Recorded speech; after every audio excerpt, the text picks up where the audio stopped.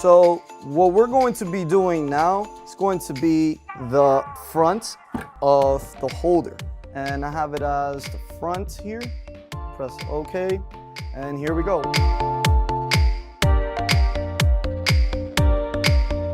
So you see this square? This is the trace where you're going to be putting the strap.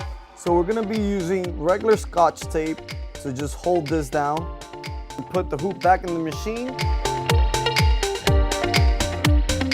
All right, so now we're going to flip it and we're gonna have this fabric facing up.